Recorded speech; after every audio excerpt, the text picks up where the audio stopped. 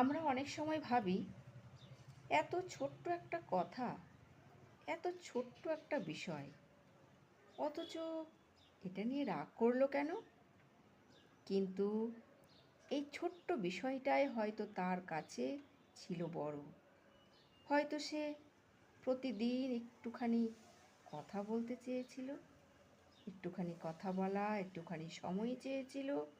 হয়তো আপনার একটা বাক্য বা অভিব্যক্তি তার মনে গভীর ক্ষত তৈরি করেছে। এই ক্ষতটির জন্য সব সময় বড় অস্ত্র লাগে না।